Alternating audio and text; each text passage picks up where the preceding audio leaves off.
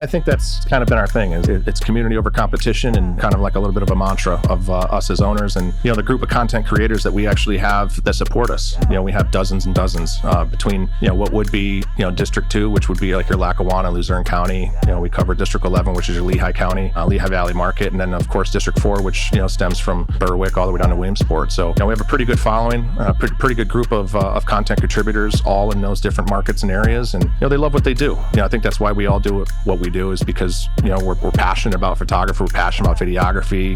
Folks are interested in announcing, play-by-play, whatever it might be, graphic design. We welcome it all. It still hits, I don't miss. I just go like a go flow, and I'm almost done. And I told you so when I throw these flows like it's Rochambeau, and I ain't too close to the Joe Smoke goes, and I'm on my grind. That is all the time. I do not do breaks. That's right, I stay in dry. And look, I'm back with a little bit of that, a little more cash than it came in with. Ready, that cat is out that bag, but I still ask you, the boy got skills. I don't need her, I don't need him, I don't need help with me. I got this. I can sing songs, I can spit raps, and I can do both, even do this. Word.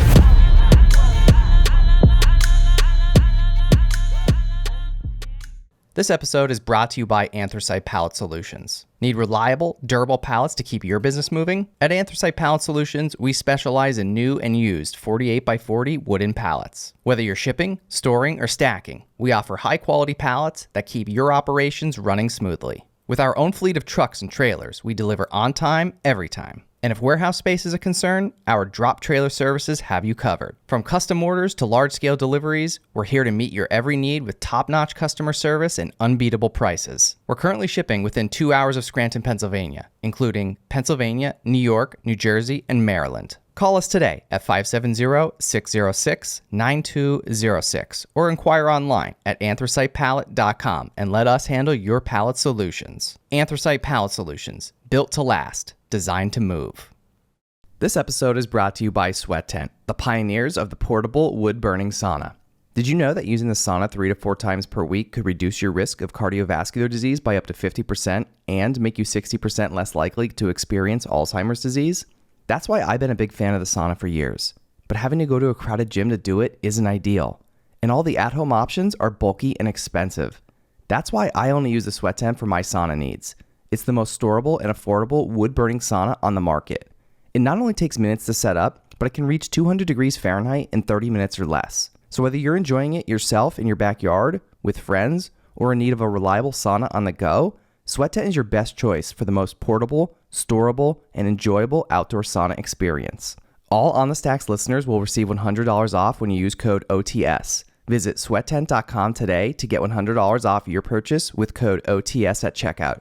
Again, that's sweattent.com to get $100 off with code OTS. Sweat Tent, helping you fire up your home wellness routine. This episode is brought to you by FitAF. If you haven't already noticed, I live and breathe entrepreneurship. Whether it's launching new ventures, attending pitch meetings, or mentoring budding entrepreneurs, my schedule is jam-packed. And that's where FitAF steps in. Their menu changes weekly, offering a variety of chef-inspired meals designed by nutrition experts using only the best quality ingredients, keeping me fueled and focused. Their vast selection of meals has you covered for all types of dietary restrictions and diet plans, including keto, paleo, vegetarian, vegan, gluten-free, and more. As an On The Stacks listener, enjoy our exclusive offer. Get 20% off your first order of 7 meals or more when you use code OTS at checkout at fitafnutrition.com. Again, that's code OTS for 20% off your first order of 7 meals or more at fitafnutrition.com. Healthy meals and seamless nutrition, keeping entrepreneurs at the top of their game. Justin Bradley, welcome to the On The Stacks podcast. Appreciate you having me. Yeah, man, thanks for coming in. And I'm excited because I saw you guys, I recently saw the news about the Dave Portnoy deal you guys got going on. So yeah, it's exciting, man. Yeah, I mean, that's obviously been a deal in the making here. We've been really looking forward to, but it's obviously, hey, never say it won't happen. Right, yeah. It's one of those things that certainly created a little buzz around April Fool's Day, but it was certainly pretty fun. Yeah, I could appreciate the April Fools as we were talking a little bit before we came on here.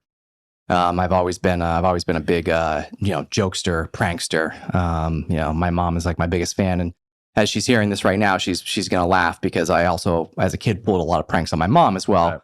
Right. Actually, I think she maybe at some of them she didn't think were funny at the time. But then afterwards, you know, maybe now she'll look back like, oh yeah, they were funny, you know. But It's always good to lighten the mood, though, you know. it is, yeah. But like the, you know, but as far as like the content, you know, obviously, you know, and we were talking before too, and you know, just talking about Barstool, and you know, obviously their content's, you know, a little bit different than, you know, yours, but still in the sports world. But you know, it's I've always been a fan of it. To be honest, I don't even, at least nowadays, I don't consume really as much content as much as I used to anyway. But Barstool was always one that, I mean, they're kind of like the GOAT, you know, like you know, and the OG of, I'll say, of the content world. I mean, Dave Portnoy claims he invented the internet. I don't know if he still has that in his bio. I mean, I know he did at one point, like on, I don't know if it was on Instagram or Twitter, but he, you know, I think he invented pizza too, right? I think you're right. Yeah, that's right. That's right. Yeah. How could I forget that? Yeah, one bite. Everyone knows the rule. That's right. Yeah. Yeah. He invented a lot of things. The internet, pizza. I mean, the guy. He deserves some awards. Absolutely. But yeah, man, it's great to have you on. And I always enjoy. I always say whenever I have on another content creator, it's always good to be able to relate on this type of level. And, you know, sometimes we nerd out about, you know, losing files or space or, you know, photo and video and just all this stuff. But yeah, it's exciting to see what you guys are doing. You guys have built, you know, a very impressive platform, you know, in a short amount of time. So yeah, it's always cool just to hear like how and why other people are doing that and doing, you know, and why they do what they do. Yeah. I mean, SportsWire was you know, it's been a ride here the last 50 weeks. I mean, we really started, you know, back this time this year, 2 weeks prior to that. And, you know, we, you know, the owners, Brad Loff, myself, Justin Bradley, you know, Carrie Apel and Matt Flanagan, you know, all got together really because we were all helping to contribute with 570 Sports. And, you know, we had an opportunity when Swerve was looking to kind of, you know, part ways with what he grew. And because we did so much with them, it was just one of those things. Like it just kind of segued into, you know, us, Brandon, and starting our own thing and you know, putting our own spin on things. And you know, it's been well received, and we thank the community for that. Yeah, what was it like just getting started? Because I always find too, and I'm sure there was probably a lot that you expected, but there's probably also a lot that you probably didn't expect. Like you know, good things happen, bad things happen, and you know whether it's more challenging than you thought it was, or whether it was easier. Maybe some parts, I'm sure, maybe like, oh, okay, yeah, this isn't as hard as I thought, but I'm sure there's also probably some parts you're like, oh man, like this is a little challenging, you know. So I'm always curious to hear like what other people's experiences were just in the content space, because obviously content nowadays, content is really everything. Yeah, without a doubt. You know, I guess the cool thing is for many of us that, you know, we're starting this was, you know, we had our own following ourselves. Like, you know, I run a photography business, Justin Focus Photography. Brad had BL Sports Photography, and you know, Carrie has Vision Media. Matt runs his own gym, Fame Strength in Dallas. So, you know, we all had our own little angles and things that we did separately from SportsWire. And, you know, getting started out, we've all, you know, created our own businesses. We've all created our own web pages and created our own content and you know, social media following too. So, you know, to say, hey, we're starting something new together, you know, I think that helped bring everyone over to help follow us. And, you know, they obviously knew that we were doing something very similar to with 570 Sports at the same time. So, you know, it's engaging and you know, kids love that. So families love that. So, you know, we got some instant followers right away and, you know, following what we're doing.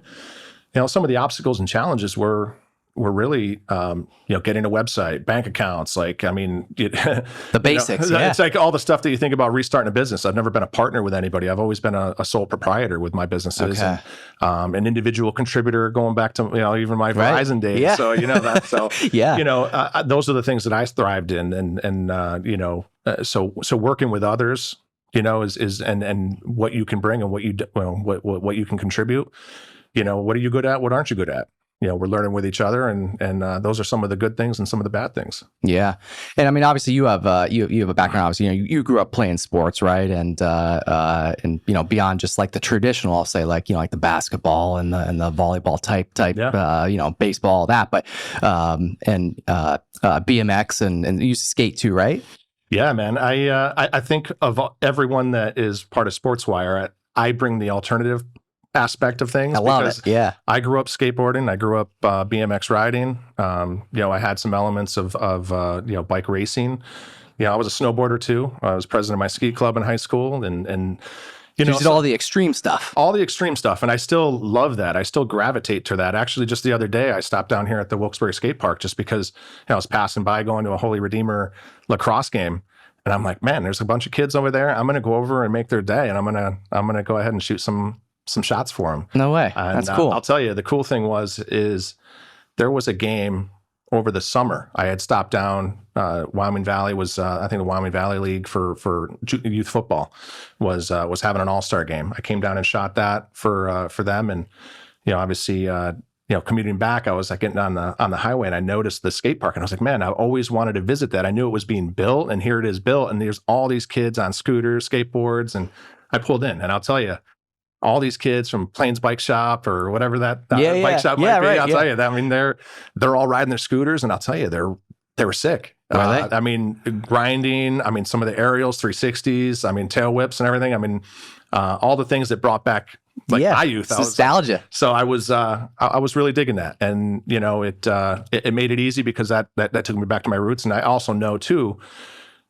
What that means, because there used to be older guys, like when I was skating, to be that support element or to be like, hey, sick shot, not sick shot, but, sick tricks. You guys are doing a great job. Like those types of things are really, inspiring. Yeah. Because I think too, also I'll say because I mean, I probably wasn't as good as you were, but I used to BMX and skateboard, and I had a scooter too. Broke a handful of bones here and there over the years. No fun, but right, yeah. But I think I feel like back then, I'll say my generation, ours back in the day, we'll say when we used to do those types of sports. I think it was looked at a little bit differently, and it was looked at more like you were almost like a bad kid, and you would get kicked out of places, and I think there really wasn't anywhere really to even go. That I'll say there was no real legit skate parks, right? There was nothing. You create your own. Yeah. I mean, funny story, and as you mentioned that, I grew up in New Milford, Pennsylvania, so up in Susquehanna County. That's where I was born and raised, and we had a tennis court that was vacant. No one ever used it, and so.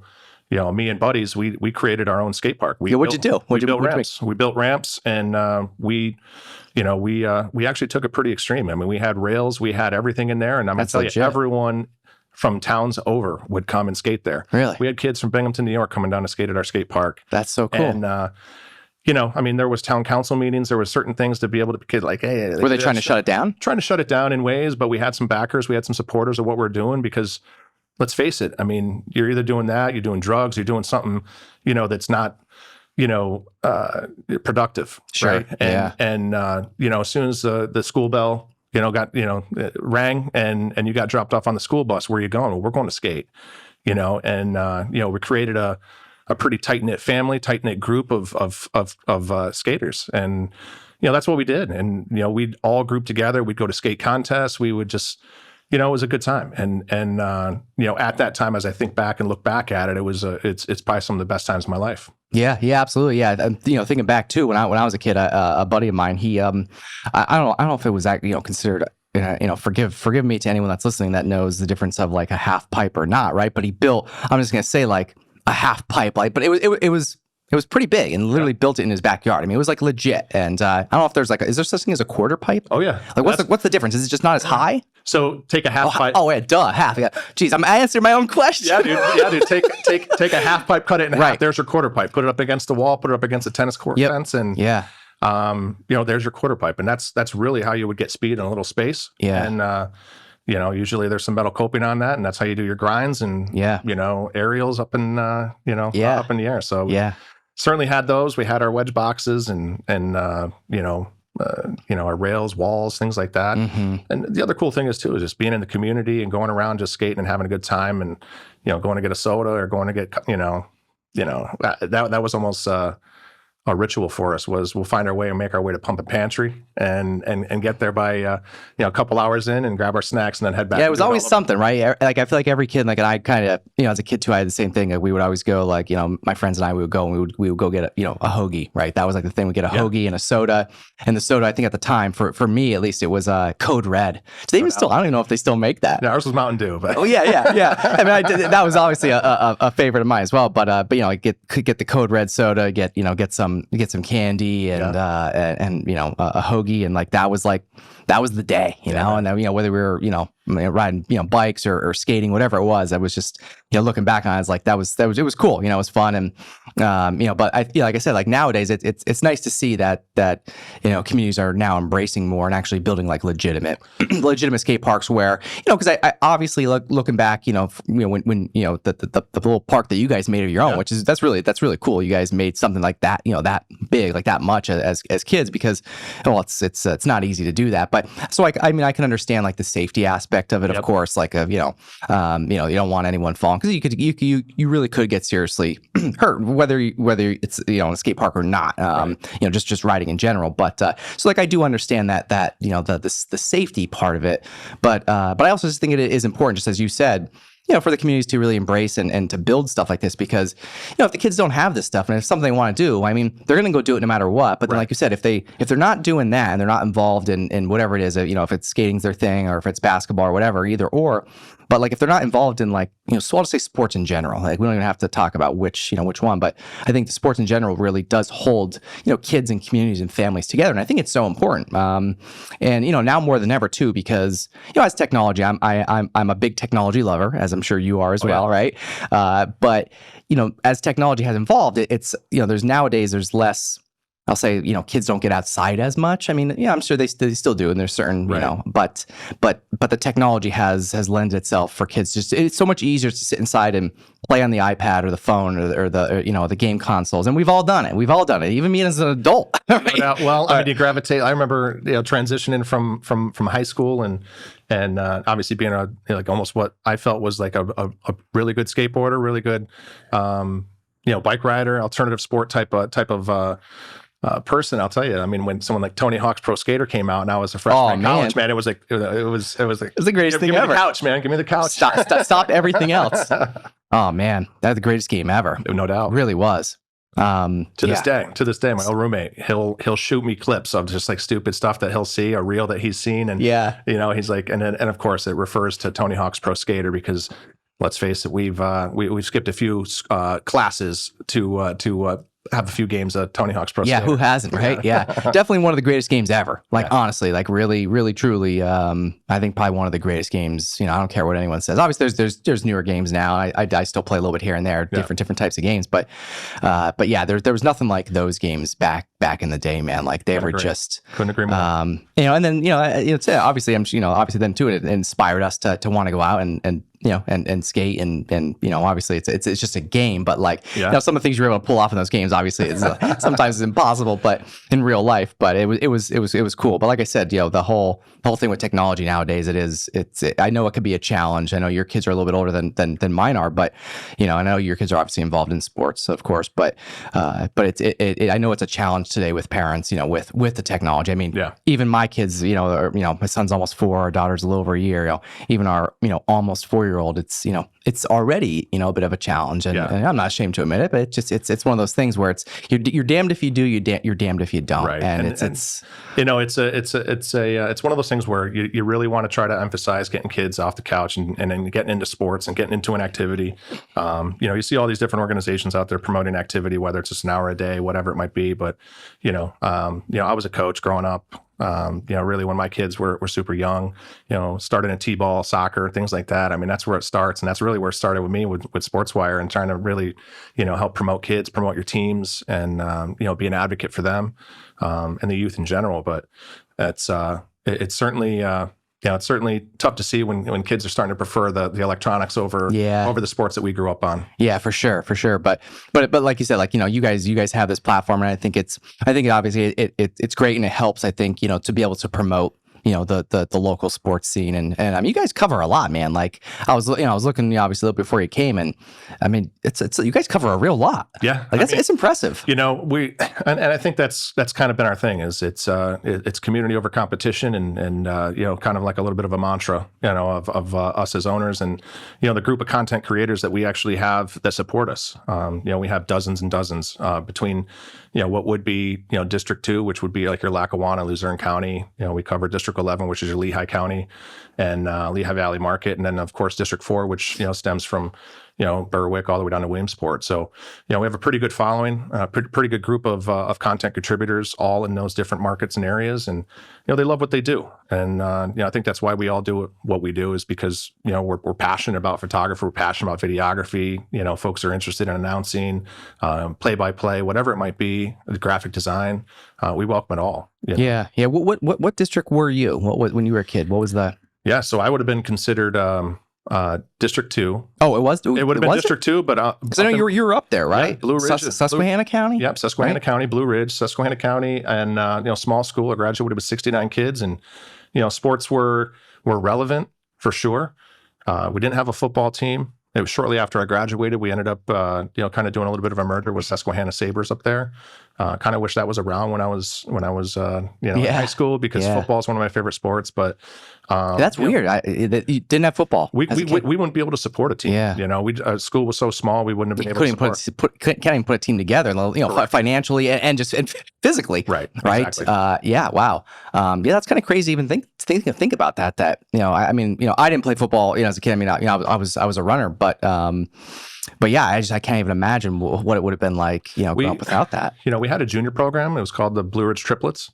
And again, probably going back to, what would be, like my son's age. He's 12, but, realistically from 5 to 12 years old, playing junior football and, part of the Blue Ridge Triplets, some of the best times of my life. Still remember some of the players. I could probably wrap off my entire team we won the Super Bowl with. And that was at the time we would go all the way out to Troy and play our Super Bowl. We'd play teams like Tunkhannock, Towanda.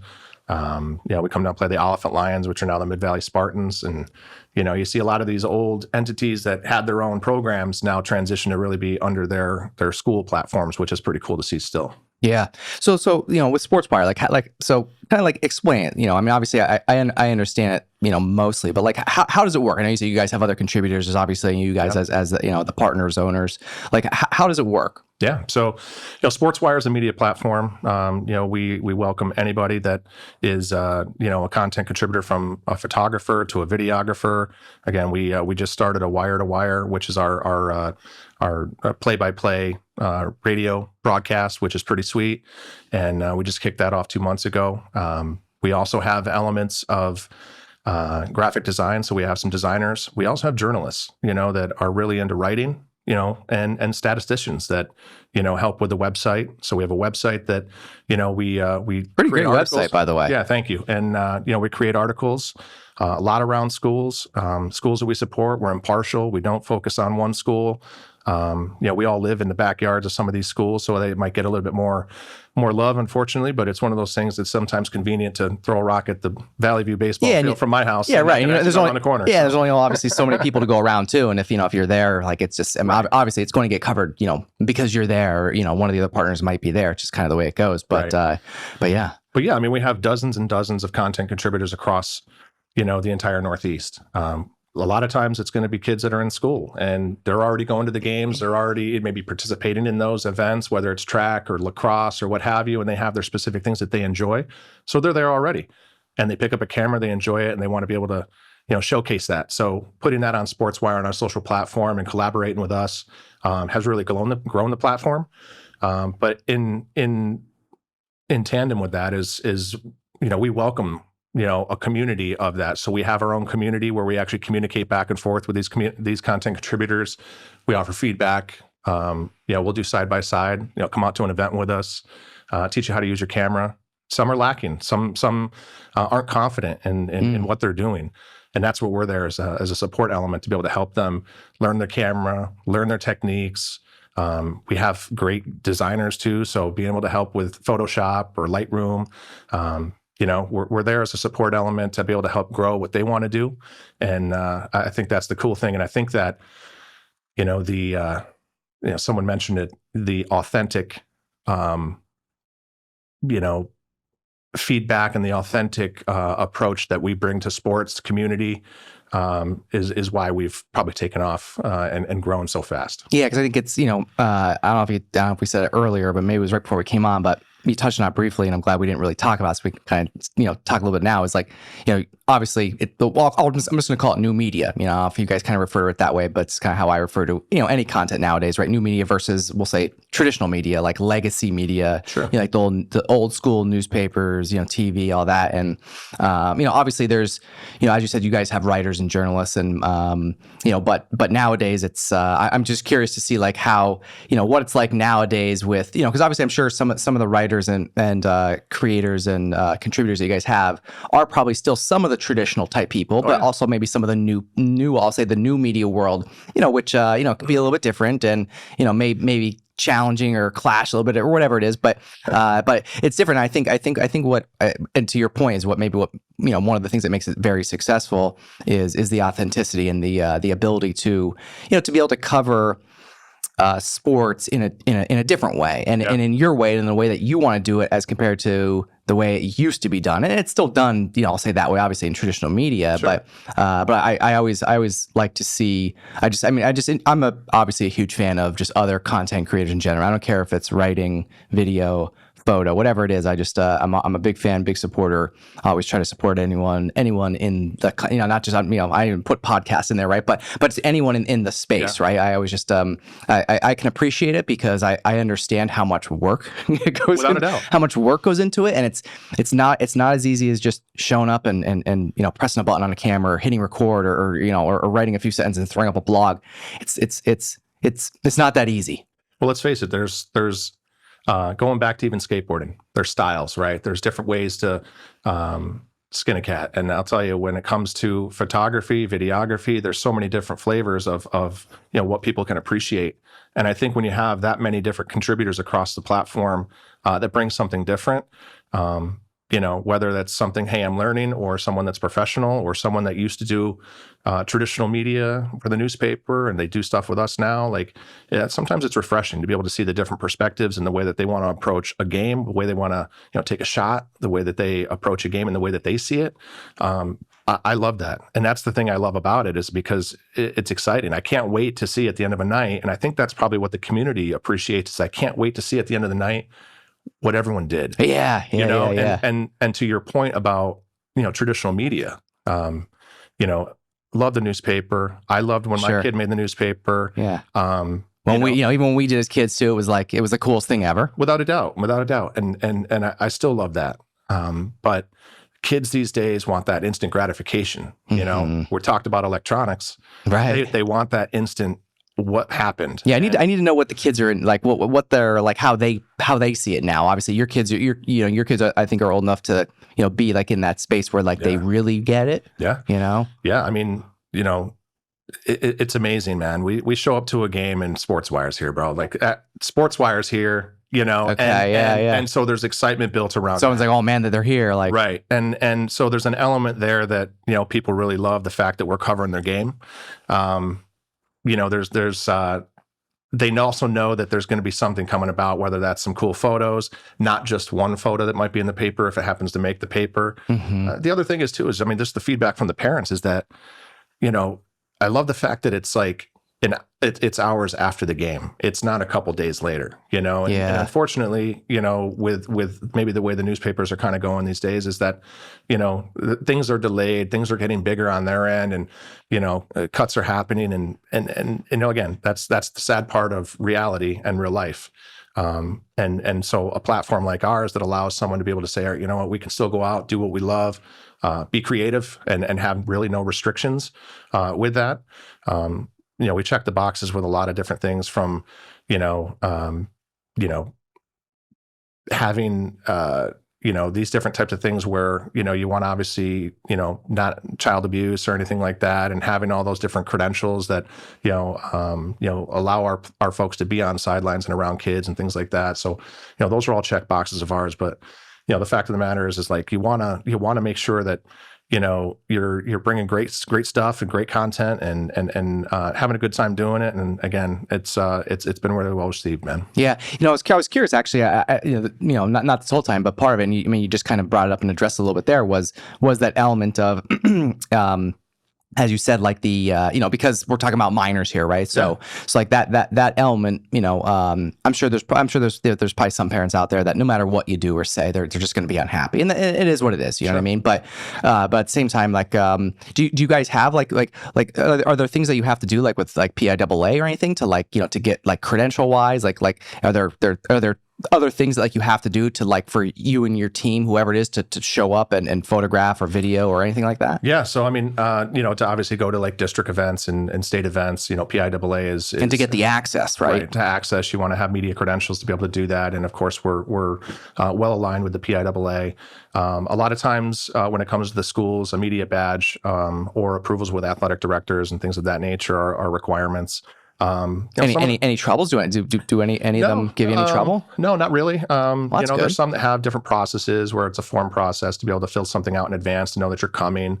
It comes down to liability and things of that nature. They don't want anybody getting hurt or of course, so those things are events that when those are coming about, we make sure we obviously do those things to make sure we're aligning with what their requirements are. And again, it's certainly something we don't mind, and we take when it's available. Yeah, and it's really interesting nowadays too, because and if I had to guess now, without me knowing some of the other I know some of the partners that you guys have, just kind of know them by name, don't really know them right, or any of the other contributors, which actually I don't really know at all. But I would imagine that a lot of them, or at least some of them, are probably parents like yourself. So that to me, I think, is a really cool, unique aspect of it, because like let's like really take a step back here for a second, right? Like think back to like when we were kids. Yeah. And can you imagine like your parent, whether it was your parents or your friends' parents,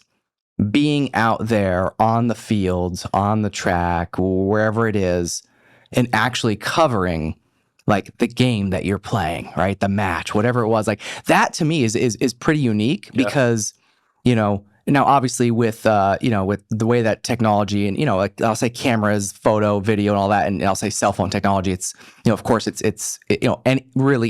anyone can shoot content nowadays. Not that everyone's good. I'm going to be very clear on that, right? There is a difference, right? But anyone at any point nowadays, I mean, pretty much who doesn't have a smartphone, right?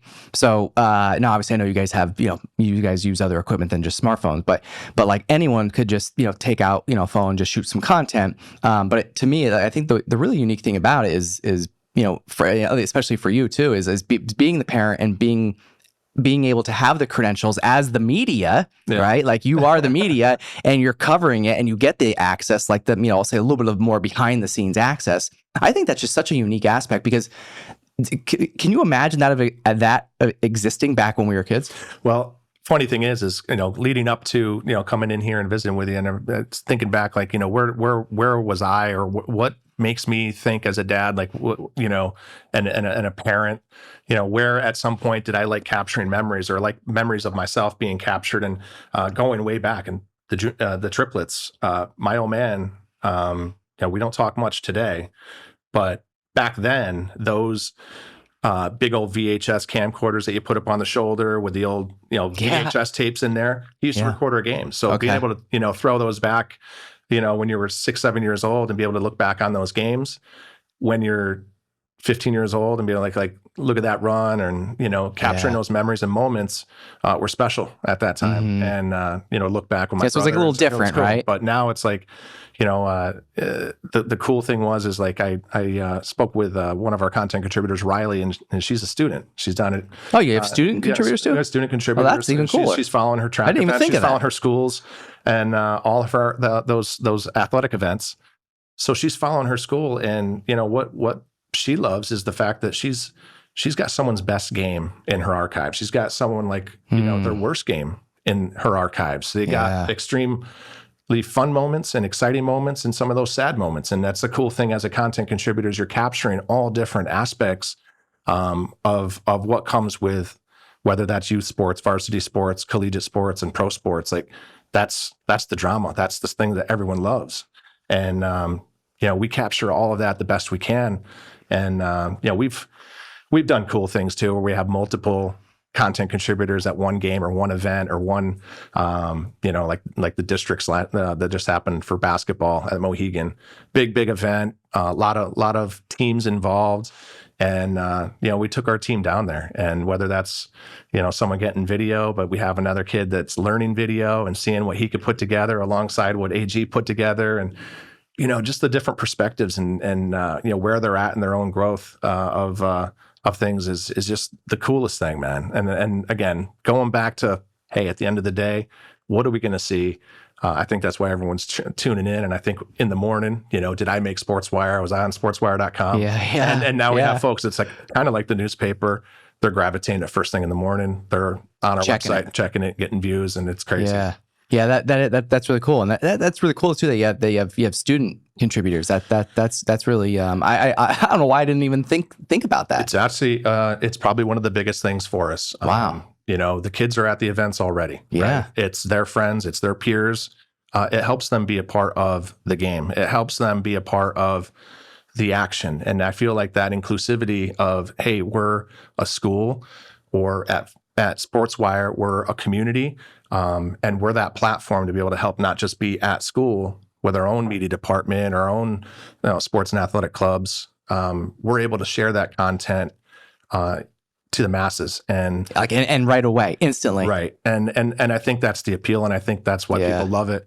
And again, because we're impartial, we have students in schools all over the place. So, that is really cool. That is cool. I honestly, I don't know why the light bulb just went off like, a second ago when you said that. I didn't even think about that. Yeah. So we partner with some media clubs at schools, and that's obviously a great angle because they either provide a lot of content. They have folks that are writing for the school newspaper. Do they still have school newspapers? Yeah, some do. Yeah. Some do. But I mean, why do that when you can put it on SportsWire.com, right? Right. Yeah, exactly. But again, these kids are maybe some aren't the athletes, but they're, putting together, a portfolio to be able to be a communications major, and they want to go to school. And this is something that they look forward to. So being able to be that platform for them to grow as a writer, a journalist, maybe you want to be a broadcaster. We have folks that are doing that well, and you could be a partner, you could be play-by-play, you can help be color.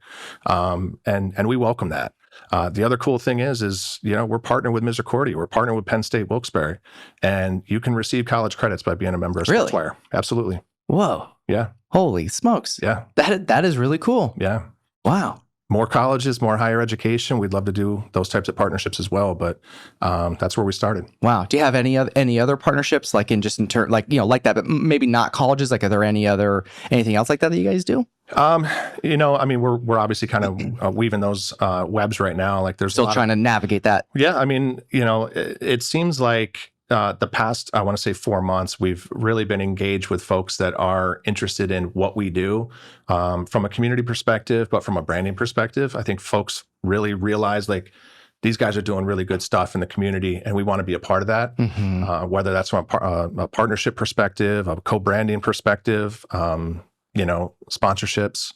Let's face it, I mean, when it comes to sponsorships and revenues and money, I mean, things, we all do this for no cost. Like, there is absolutely no money involved in it. But, when it comes to broadcast, we learned really quickly that it costs money.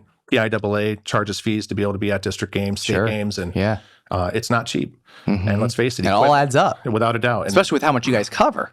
Without a doubt, and with what we were trying to do, we didn't want to focus on one school. We wanted to focus on all schools, and I think that was a sentiment when we found out we needed to raise money to be able to do these different things, get the equipment that we needed and the support we needed. It was with open arms that, community folks, businesses were willing to share in that, and we help promote that, and then, I thought, some great things that came from that were, and now we can, send out thank yous and make cool graphics and, put together some of the photos give that people we took. Some shout outs. Yeah, exactly. And it's just, again, we're appreciative to those types of things, and we appreciate the support, and, it's just been a fun ride this past 50 weeks, man. And we just passed 10,000 followers, man. And it certainly wasn't easy. And every follower meant something. Yeah, that is really cool. And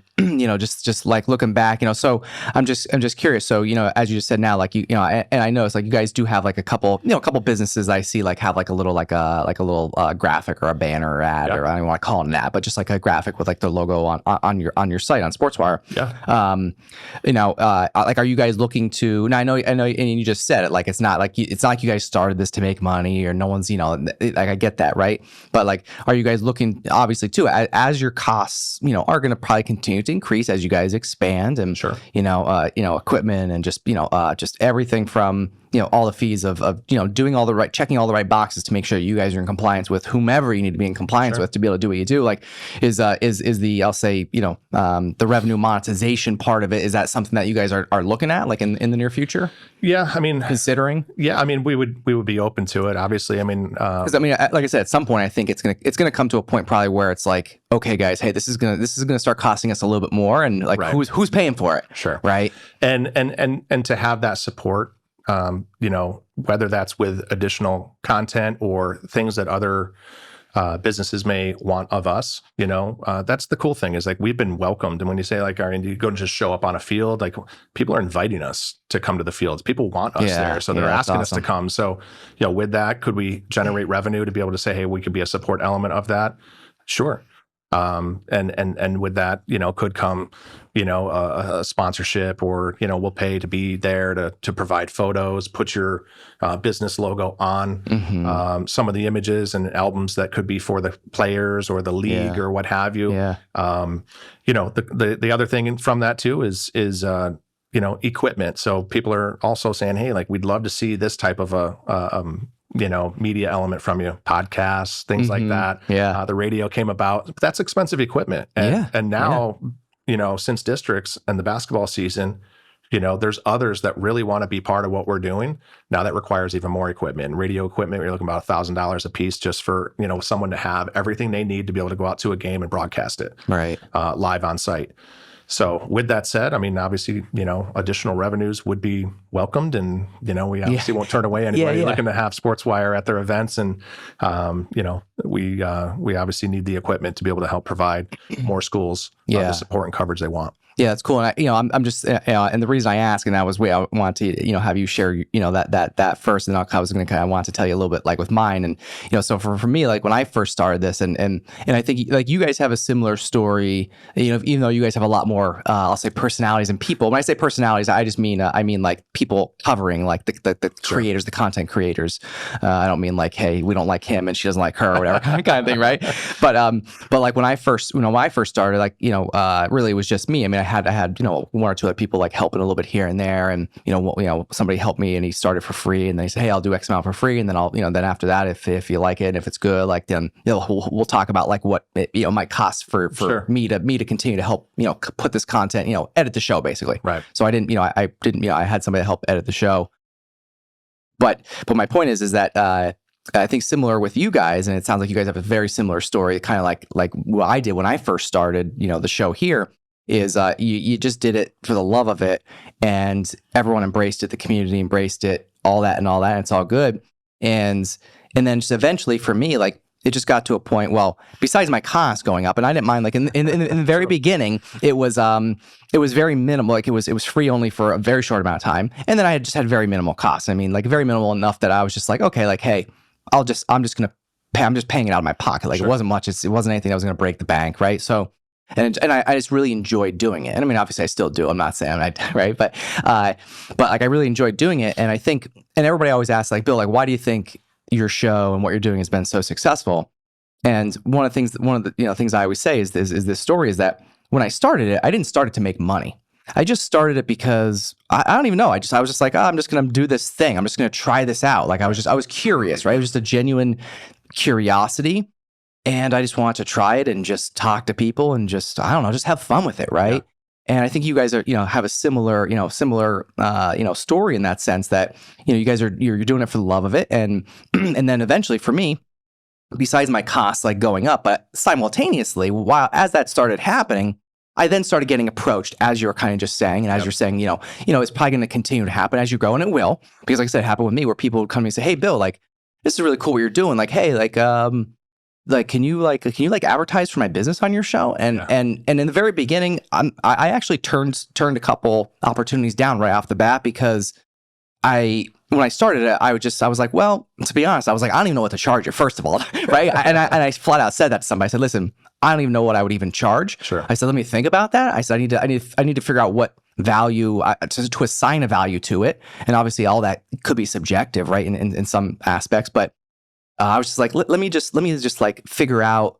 like what it's even worth. But also, I was like, I don't think I'm even ready for that yet. I always said like I wanted to just build the platform and just gain people's trust and just let, I didn't want to just start throwing ads in front of people. Right. Nowadays, of course, there's ads, in the middle of the show, sometimes in the middle of the in the beginning of the show, the middle, there's, some signage here and there and all that.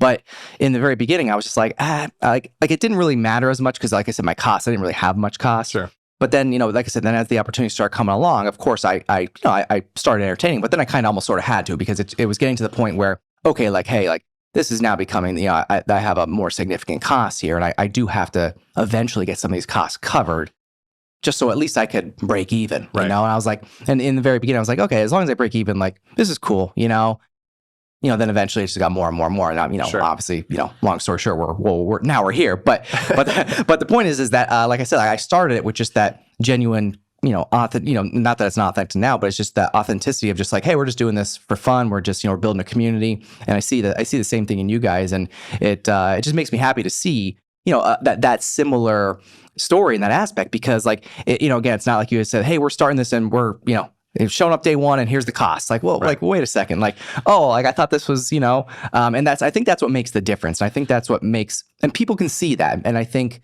like I'll say like the parents, and everybody, I think everybody can see that, like, why you're doing it and for the reasons you're doing it. And of course, I think everybody knows that eventually it's going to come to a point where, hey, we do need to make some money. And, and who knows, and maybe at some point it will become a real full-time salary thing for some people, maybe not all, right? I imagine it, I'm just saying, I think it could be whether you guys want it to go there or not, because for me, and just if anyone's listening or watching that, when I look back to when I first started, I don't think I ever thought it'd be possible that I'd be sitting here today doing this full time. Sure. Like literally, like back then, because again, I'm going back 5 years ago, and not that podcasting wasn't new, but it was also like newer to this area. There were some other ones, and I don't ever claim to be the first around here, right? Because and I wasn't, right? But like looking back on it, I was like, I thought to myself, like, I always made the joke. I'm like, Joe Rogan, I'm never going to be a Joe Rogan. And I probably still never will be. And that's okay, but, and when I mean Joe Rogan, I just mean like the money aspect of it. I was like, yeah, maybe I'll make a few bucks off this someday, but nothing significant to live off of, right? Yeah, true. But then, as it started progressing and as I started entertaining more of those opportunities, and then as the brand grew, as the show grew in the community, and that was the biggest thing, was the community and getting people involved and just gaining people's, trust, and just, again, just the authentic content and never straying away from that. Cause I think that's so important. I think once because people, start, once you get to a point, you kind of sort of teeter that line where it's like, then people are just like, oh, he's just bought now. And it's like that. And it's like, so, but I just want to share that story because I think it's important for people to hear, because, again, whether a kid from high school is listening or watching this right now and wants to maybe do something like you or I are doing, and they might look at it and be like, I don't even know anybody that's making money off this. Is it even possible? Sure. Whether it's a high school kid or whether it's an adult, somebody on your team. I just want to say, like, it is possible. I mean, of course, it's a lot of hard work. To that point, I mean, we try to give our content contributors a bit of a platform too, to be able to sell their images. Like, so if you go to a game and you want to be able to, take your album and throw them on our website so that, someone can go find them and buy them. I mean, that's certainly something that we offer. And, it's one of those things where, parents are requesting that. Like, you'd be surprised. Like, hey, again, can we buy the photos? Right, exactly. So, like Justin Focus Photography, I mean, sure, action sports photographer. Yeah. People love images, and of course, that can also, come to, I want a poster, and it's. Those are the things that we do in addition to, what we could provide. We do sports cards, we do all these different things. And of course, that's a money element portion of it. But again, those are through photography those are through our photography businesses that kind of comes. And we're obviously at games. Someone wants images, we can provide the images. Usually going to have a watermark on them, but I think that's the other cool thing too. Is like, people are coming out. We're going to not just share one photo. We're going to share 20 photos, and people are going to see multiple kids, multiple teams, in one post and recap the game. And I think people appreciate that. Yeah, definitely. Yeah, it's so funny. As you say that, like I think anytime we're talking about this, I'm just flashing back to like when I was a kid in high school, and just because at that time that the only thing there really was like you said, besides like your dad with like a camera on the shoulder, but like that was just something that you guys had at home, right? So, but beyond that, it was the only thing really was like the newspaper and like some local, TV channels that maybe would show up. I remember John Mendola back in the day. I think he's still around. Yeah, John's awesome. Yeah, John's a great guy. Yeah, John Mendola. Give him a plug. John Mendola show. Yeah, and he does great stuff with the teams, and his interviews, and he even broadcasts the Wilkes-Barre area games, and he's good at what he does. We love John. Yeah, I thought he was still around. I think I've seen him pop up here and there, like just seeing some stuff on social media. But again, I remember back when I was in high school, and he covered stuff with me, and he was a funny guy. I loved him. He was great. It was one of those things. Same thing when he showed up, I was like, John Mendola's here, and it was like real serious,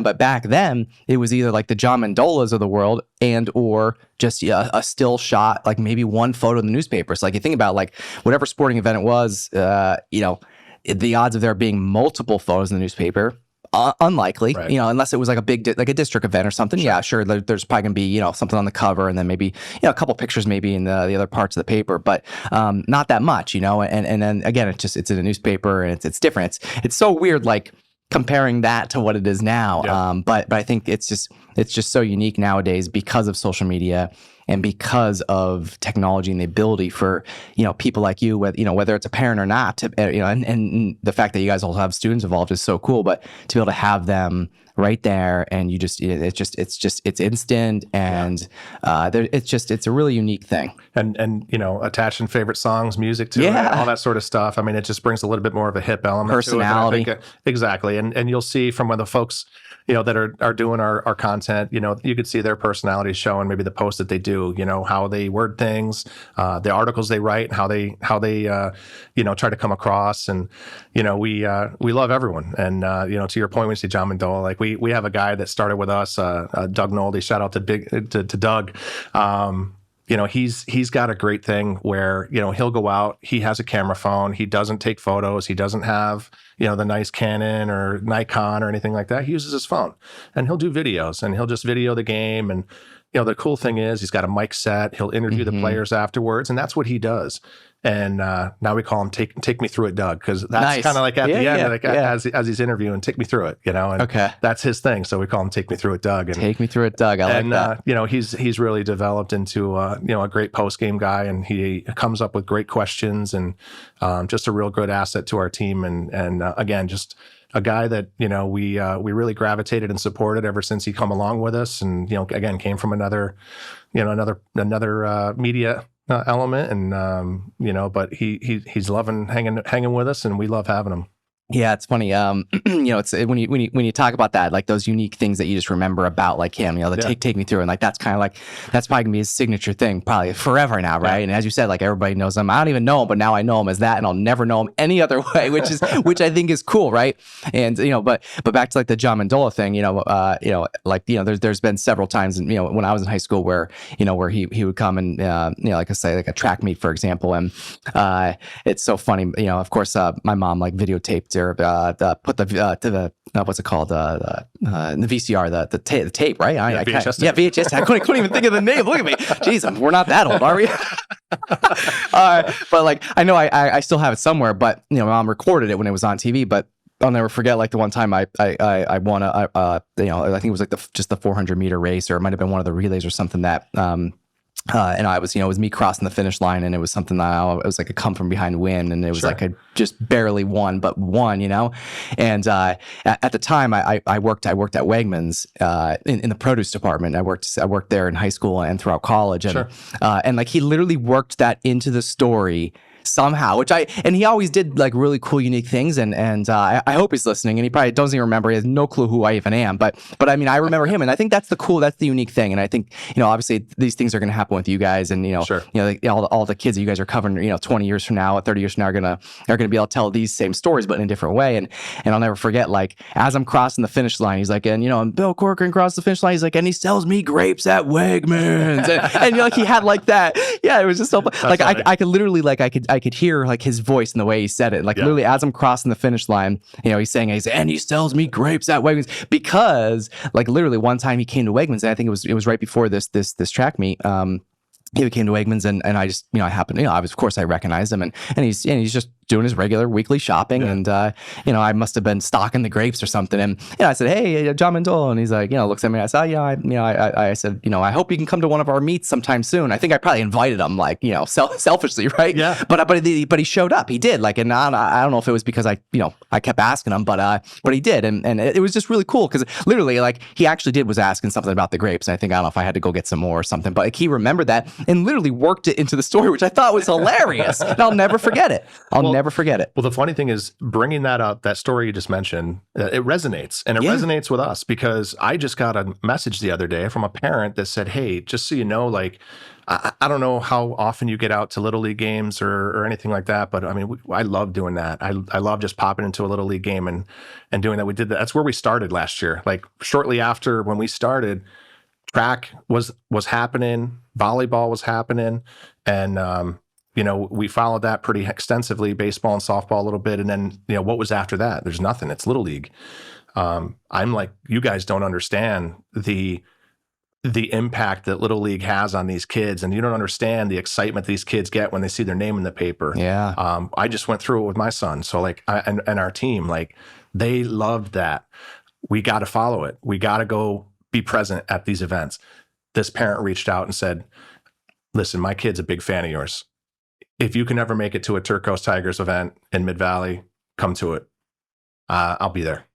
I'll make it to an event. That's cool. Yeah. Their season's just getting started, but it's one of those things, when you hear that, you see that, you feel that, you're obviously doing something to, be embraced by the community. Yeah, you're being right. welcomed, and it's gratifying. It is to be able to hear that and know those sentiments come from folks that, it's really resonating with the youth too. Yeah, I mean, and I know you just said it, but I'm just going to echo it too. It's just the impact that you're making, and I think, I know you realize it, right? But I think there's probably some other, maybe some other contributors, or anyone that may not even realize it. And I think it's just a really unique thing, and something really to point out, because, as you said, I think sometimes we all get just caught up in our day-to-day thing. And even if you're the one doing the thing, a lot of times, like, we don't look at ourselves, from the outside and see like the impact that we're actually having. And again, like, these kids, like, and these parents, like, it's the most important thing to them, literally. Right. Like, nothing else matters other than, as we know, we're both parents. We know it's like, right. The kids are it. It's everything, and of course, we both grew up, playing sports, like, and so we also get it from when we were kids, that aspect, and now we're on the other side of it. Sure. But it's the impact that you guys can have, on these, not just the kids, but the parents and everything on their lives. It's huge, and it's things, like I said, like that story with John Mandola. I'll never forget it. Yeah, like, I'll never forget it. And, I don't even know when the last time was that I told that story. I think I might have told it to my wife like a few years ago. I forget why, because I think my mom might have been cleaning out some parts of her attic or something. There was still like a couple handful like of totes, like plastic totes, sure, that still had like high school and college stuff. Yeah. Trophies and all the newspaper clippings and everything else. And sure enough, what was in there? Well, that VHS tape with the the John Mandola thing. And I, right when I saw the tape, I knew exactly what it was. I knew, awesome. I don't even remember, the exact meet or what it was, but I just remember that moment, and like you said, like, it's impactful, and it's something you remember for the rest of your life, and it's important. Yeah, without a doubt. Yeah. I mean, impacting these athletes, these student athletes, but being able to be there, that support element for the families. Let's face it, not everyone wants to be able to pull up a camera and take their kids' content, and they want something to be a memory, and that's what our team can obviously do. And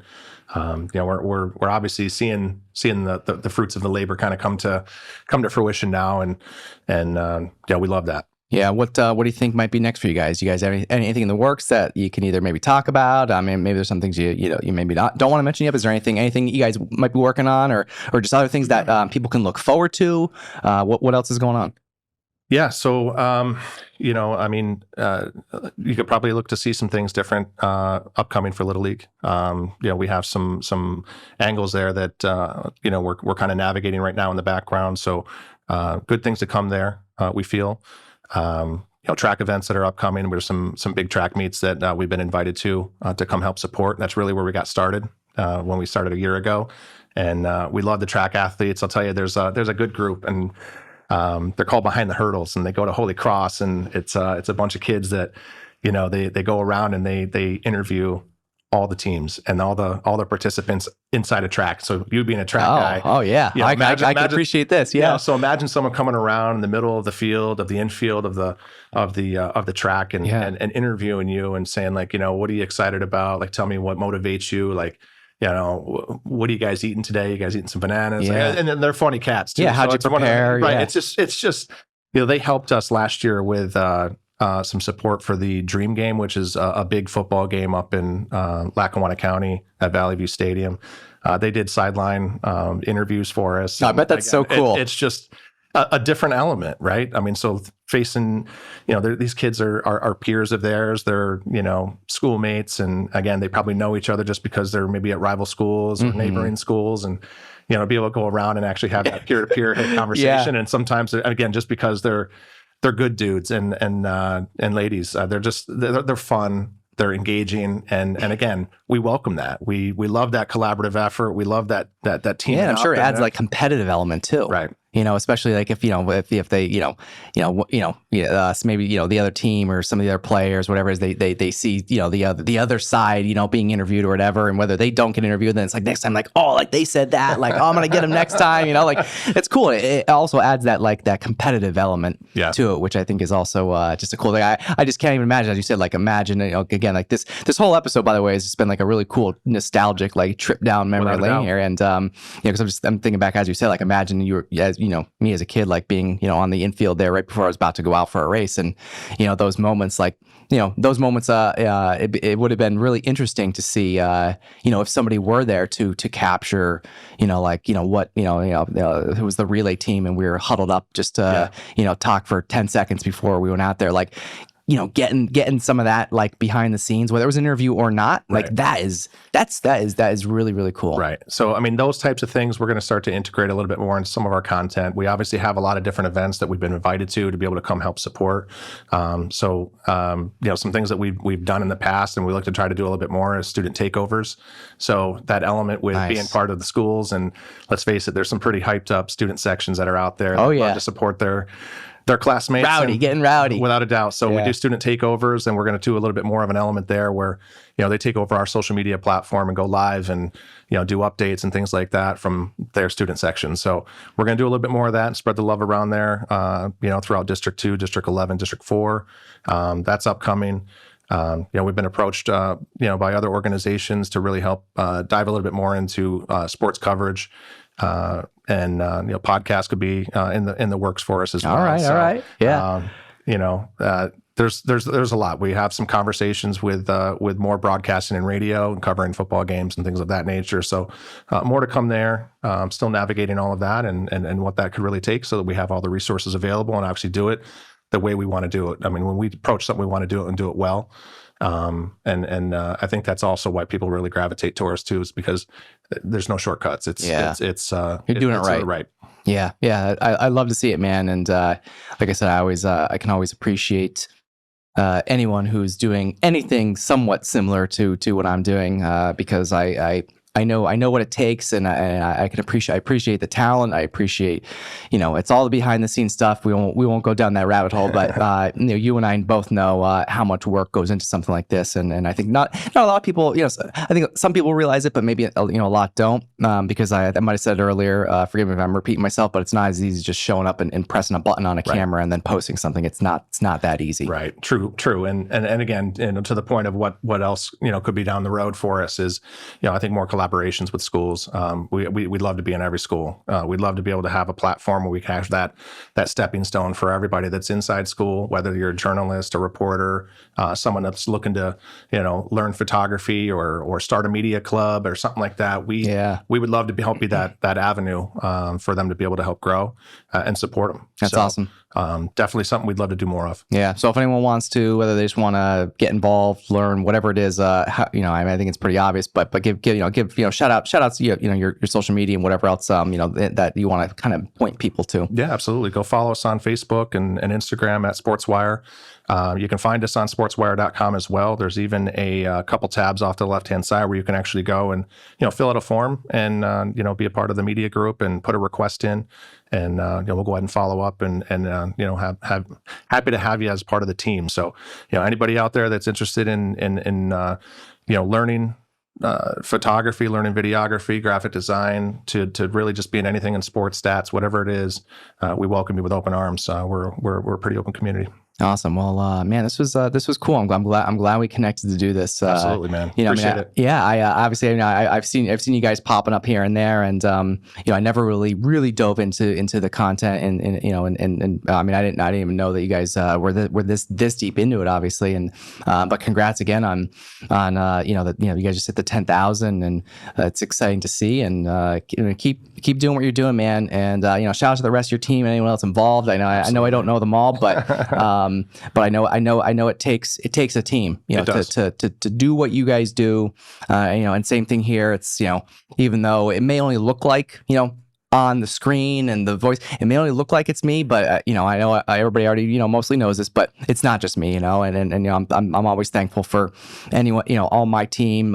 Some have bigger roles than others, but I'm always grateful for everyone that's helped me, past, present, and whoever's going to come in the future, and because it is I think you're a fool to think that you can ever do anything by yourself. Yeah. And I think it's always important to to involve as whomever you can, when you can, and where you can, and just come together as a team and really just build something big. Because I think if you want to really build something that's big and meaningful, you can't do it alone. No, so you nail on the head, man. And it takes an army, it takes a big support system. Yeah, we certainly have that at SportsWire, and couldn't be more grateful for the folks that have contributed their content, been a part of the team. Support us in every way, and the folks and fans that obviously support us and what we're trying to build here in the community. So, again, appreciate everybody that's listening, and look forward to the future here, man. Awesome. All right, Justin Bradley on the Stacks in the Loop Internet Studio. Thanks for joining me. If you want to see more On the Stacks content, subscribe to our YouTube channel at youtube.com/onthestackspodcast, or search the hashtag On the Stacks on Instagram, Facebook, and LinkedIn.